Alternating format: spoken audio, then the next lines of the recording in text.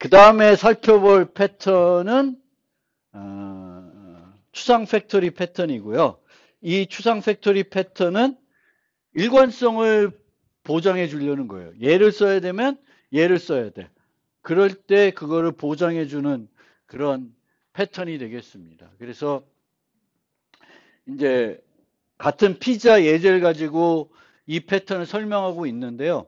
시카고 피자를 만들 때 들어가는 재료와 뉴욕 피자를 만들 때 들어가는 재료가 달라요.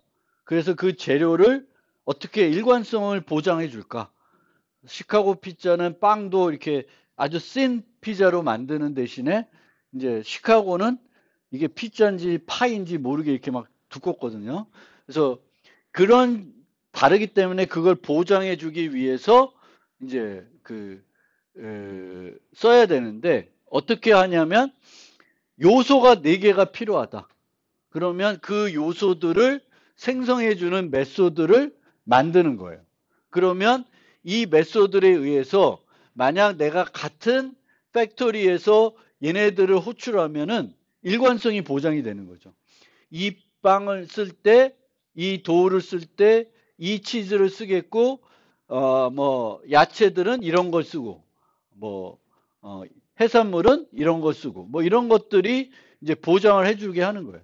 그러니까 꼭 같이 써야 되는 것들을 이제 걔네들을 제공하게끔 이 부품들을 제공해주는 메소드를 만들어주는 거예요. 그럼 내가 얘만 써서 쓰면은 일관되게 쓸 수 있게 되는 거죠.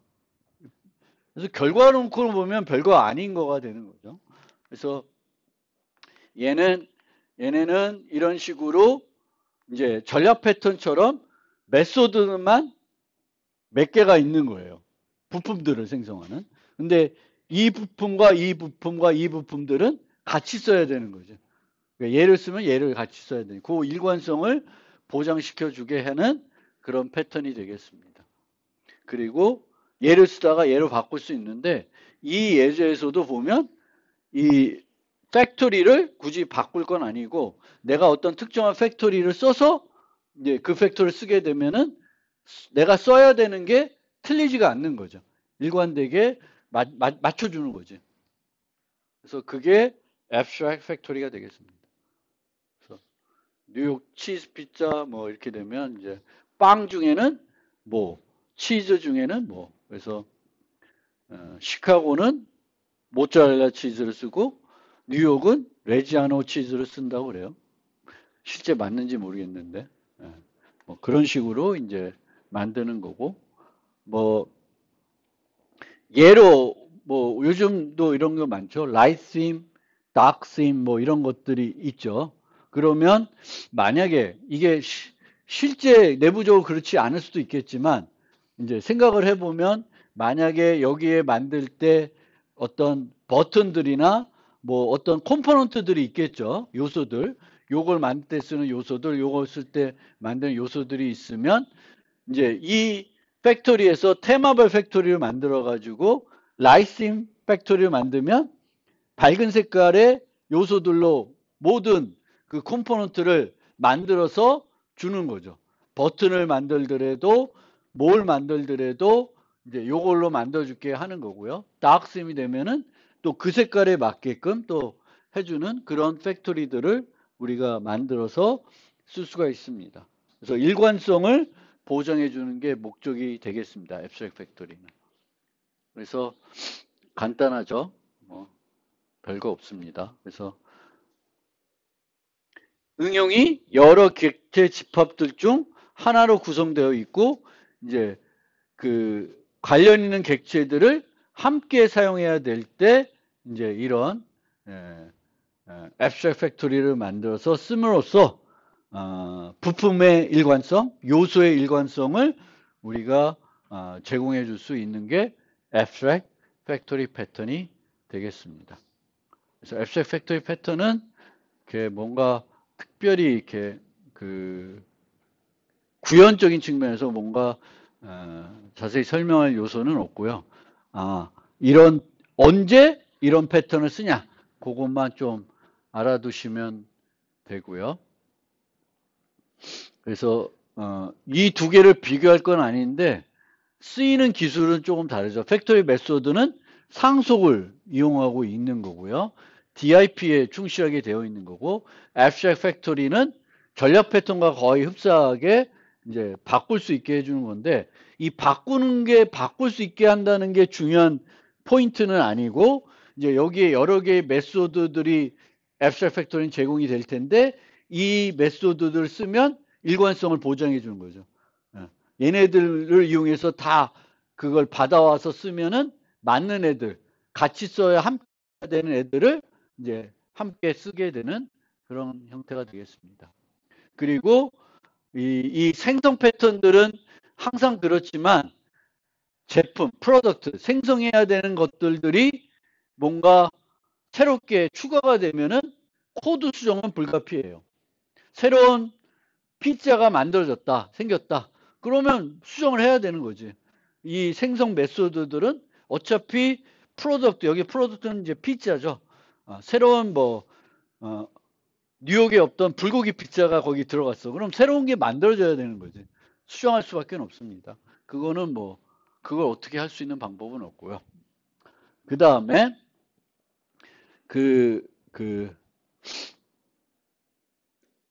헤드 퍼스트 디자인 패턴에서는 이제 요 챕터에서는 요 두 개의 패턴을 소개하고 있어요. 피자 예제를 가지고 두 개의 패턴. 그러니까 팩토리 메소드 패턴, 그 다음에 abstract factory 패턴. 요 두 가지를 소개하고 있고, 팩토리 메소드 패턴을 소개하면서 스태틱한 메소드들 또는 전략 패턴처럼 쓰는 팩토리 패턴, 단순 팩토리 패턴. 그러니까 갱어포에 있는 두 개, 그냥 갱어포에는 없지만 우리들이 자주 쓰는 그런 패턴. 그래서 그렇게 세 종류 정도를 소개를 하고 있는데, 이 크리에이셔널 패턴들 중에 책에는 그 헤드 퍼스트 디자인 패턴에는 그 챕터에 소개는 하고 있진 않지만, 우리가 또 많이 쓸 법한 크리에이셔널 패턴 중에 뭐가 있냐면은 프로토타입 패턴이 있어요. 그래서 이 프로토타입 패턴은 객체의 상태가 소수의 조합만으로 구성되어 있어 매번 새롭게 객체를 생성하기보다는 기존 객체를 복제하는 것이 효과적인 경우, 즉 생성 객체들을 미리 다 만들어 놓는 거예요. 가능한 조합들을 이게 6, 7개면 그 7개를 다 만들어 놓고 요구하면은 그때 만드는 게 아니라 만들어 놓은 거를 줘서 쓰게끔 하는 거예요. 근데 이 프로토타입 패턴들은 불변 객체는 아니에요. 그러니까 초기에 만들어졌을 때 이 객체가 가지게 되는 상태의 조합이 몇 개가 안 되는 거지. 그렇지만 얘네들이 만들어지고 막 사용하다 보면 여러 개의 값으로 바뀔 수는 있겠지만, 이제 생성할 때는 얘가 어쨌든 생성할 때는 몇 가지 형태밖에 없는 거예요. 그러면 그것들을 매번 뭔가 뉴에서 내가 인자들을 전달해서 생성하는 게 아니라 뭔가 간단하게 이제 요구해서 만들어 놓은 걸 받아서 쓰는 거예요. 그러면 요구를 하면은 이제 이 프로토타입에서는 그 객체가 만들어져서 유지하고 있으니까 이 사용자가 요청한 것을 복제해 가지고 줍니다. 그럼 그 객체를 그냥 쓰면 되는 거죠. 그래서 이 프로토타입 패턴은 객체들을 미리 만들어 놓고, 근데 이 미리 만들어 놓는다는 것도 꼭 소수의 조합이 아니라 많이 쓰는 것들이 있어. 처음에 생성할 때 초기화돼서 만들어진 객체들이 있어요. 많이 쓰는 애들이 또 있어요. 상태가 되게 다양할 수도 있지만 많이 쓰는 것들이 있어. 그럼 이 많이 쓰는 것들은 미리 또 만들어 놓을 수가 있죠. 그래서 이제 어떻게 하는 게 이게 효과가 있을까 없을까 하는 게 이제 생각을 해봐야 되겠고, 생성하는 것과 요청을 해가지고 찾아가지고 복제해 주는 게 더 싸냐 아니냐, 이거를 우리가 생각해 볼 필요는 있습니다. 그래서 이 프로토타입에서는 내부적으로 복제하는 게 필요한 거예요. 복제. 근데 프로토타입 자체를 그냥 복제하는 거에만 초점을 맞춰줄 수 있는데, 그건 아니고 프로토타입 패턴을 쓴다는 거는 어쨌든 객체들을 미리 몇 개를 생성해 놓는 거고요. 그 이 생성해 놓은 것들을 요청을 받으면 복제를 해주는 그런 패턴이 프로토타입 패턴이고, 이 프로토타입 패턴 안에서는 이 복제하는 기능이 필요한데, 보통 이제 객체 제한 언어에서는 이 객체를 복제하는 방법들을 이제 제공을 해주겠죠. 근데 보통은 또 이제 C++나 자바 같은 경우에는 이제 우리가 그거를 만들어줘야 되죠. 자바는 클론 메소드를 만들어줘야 되겠고, 이제 복제를 해야 되는 애들의 클론을 만들어줘야 되겠고, C++는 복사 생성자를 만들어줘야 되겠죠. 그래서 얘네들을 안 만들면은 복제하는 것 자체가 힘들 수가 있어요. 왜냐하면 모든 멤버 변수를 우리가 접근을 못하게 되면은 클래스 자체가 복제 기능을 제공하지 않으면 그 객체를 복제하기는 힘들 수가 있습니다. 그래서 보통 우리는 객체 지향에서는 클래스를 만들고 얘를 복제를 할 수 있게 해주려면은 뭐 C++의 복사 생성자, 자바에서는 클론을 만들어야 되겠고, 이 객체를 복제할 때는 세 가지를 좀 구분해서 알고 있어야 돼요. shallow copy, member wise copy, deep copy. 그래서 shallow copy는 어떻게 하는 거냐면, 객체가 있으면 객체가 메모리에서 공간을 차지하고 있겠죠. 그럼 복제를 어떻게 하냐면, 이 객체가 차지하고 있는 공간, 그 메모리 값들을 복제하는 방법이 shallow copy가 되겠습니다. 메모리 복사를 해서 객체를 복제하는 거예요. 근데 메모리 복사를 하게 되면은 속도는 어떻게 돼요? 매우 빠르겠죠. 개별적으로 하는 것보다는 속도가 상당히 빠를 겁니다. 그래서 샬로우 커피는 대단히 빠르게 복제를 할 수가 있어요. 그 다음에 멤버 와이즈 커피는 개별적으로 복제를 하는 거예요. 멤버 변수들을.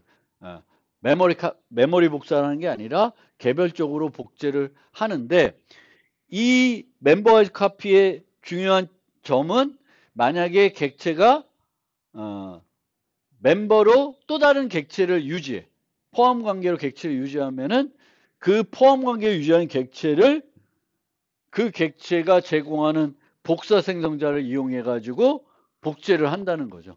멤버 와이즈 카피는. 그래서 그 멤버 와이즈 카피가 이제 그런 거고요. 그 다음에 딥 카피는 이제 객체가 이렇게 여러 뭐 주소 형태로 갖고 있을 수 있는데, 메모리 카피하게 되면은 이제 뭐 다 아는 얘기인데, 이렇게 참조를 하고 있거나 포인터로 멤버 변수를 유지하면, 대부분의 경우에 C++ 같은 경우에는 다양성을 지원하는 객체를 유지하면 포인터로 유지하겠죠. 전략 패턴 막 이런 것도 다 포인터로 유지하잖아요. 그럼 얘를 메모리 카피해서 새로운 객체를 만들게 되면 요 내용을 여기로 복사하는 거죠. 그럼 어떻게 되냐? 똑같은 걸 가리키게 돼요. 월 객체나 복제된 객체나 똑같은 걸 가리키니까 얘를 통해서 수정하나 얘를 통해서 수정하나 서로에게 영향을 주는 거야. 딥 카피는 요거를 요거를 객체 그래프라 그래요.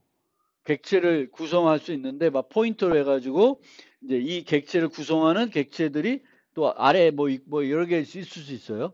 그러면 딥 카피는 요 자체 전체를 그대로 다 복제를 해주는 게 딥 카피가 되죠. 그래서 얘를 딥 카피하고 나면 똑같이 이제 이렇게 뭐 다 되게끔 요거를 이렇게 다 만들게 해주는 게 딥 카피가 되겠습니다.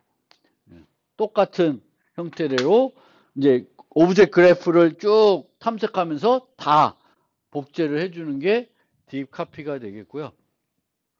그래서 아까 같은 샬롯 카피를 하게 되면 부작용이 있을 수 있고, 멤버 와이즈 카피를 해도 부작용이 있을 수 있어요. 왜냐하면 멤버 와이즈 카피의 경우에는 이제 포함 관계를 유지하는데 그냥 값 타입으로 유지하면 문제는 없는데, 보통은 우리가 이제 다양성 지원 객체들 같은 경우에는 포인터로 주소를만 유지하고 있기 때문에 멤버와이즈 카피에도 이제 문제가 생기죠. 그래서 그런 애들은 딥 카피를 하도록 우리가 만들어 줘야 됩니다.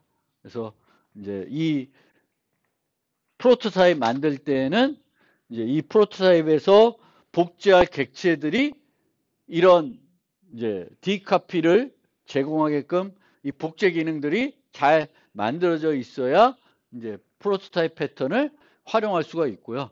걔네들이 안 만들어져 있으면 프로토타입 패턴을 활용하기가 어렵게 되겠죠. 그래서 이렇게 이제 그 설명하는 거고, C++는 이제 기본적으로 제공하는 복사 생성자, 시스템에서 기본적으로 복사 생성자를 제공할 수 있는데 시스템에서 제공하는 복사 생성자는 멤버와이즈 카피를 하고 있고요. 자바는 클론 메소드가 오브젝트에 있어요. 그래서 얘를 내가 물려받아서 활용할 수가 있는데 오브젝트에 있는 클론은 샬로 카피를 하고 있습니다. 그래서 내가 이 객체가 딥 카피가 필요한 경우에는 여러 가지 그 클론을 올바르게 재정의해 줘야 되겠죠. 그래서 이 자바의 딥 카피를 만들 때는 오브젝트의 클론을 재정의하고 뭐 파이널 클래스와 non 파이널 클래스를 또 다르게 처리해 줘야 되겠고 또 관련 클래스가 모두 클론을 올바르게 재정의하고 있어야 디커피를 제대로 만들 수가 있고요. C++는 이제 뭐 복사 생성자만 해야 되는데 보통은 이제 복사 생성 말고도 효율적으로 할 수 있게 이동 생성자도 만들어지고 뭐 그렇습니다. 그리고 대입할 때도 이제 필요하니까 빅5를 다 재정의해야 되겠고 이제 다양성 객체가를 유지하려면 또 가상 복사 생성자라는 것들을 이제 이 객체들이 제공을 해줘야 되겠고요. 뭐 만들 때 이제 조금 더 코드를 간결하게 만들려면은 이제 카피 앤 수업 이디움을 활용할 수가 있는데 지난번에 설명 한번 드린 것처럼 추상 클래스는 또 카피 수업 이디움을 쓰기가 어렵다. 왜냐하면 추상 클래스의 객체는 생성할 수가 없기 때문에 이제 그 추상 클래스에다가 카피 앤 수업 이디움을 써서 빅5를 모두 구현할 수가 없습니다. 그래서 그런 것들을 잘 알아두시고 이제 여기에 나와 있는 예제는 갱어4에 나오는 예제예요. 갱어4에 나오는 예제인데 이제 이런 거예요. 그래서 이제 기본적으로 이제 미로를 만드는데 이 미로 안에는 이제 뭐 미로의 어떤 특징을 나타내는 종류가 있고 방이 있고 벽이 있고 문이 있어요.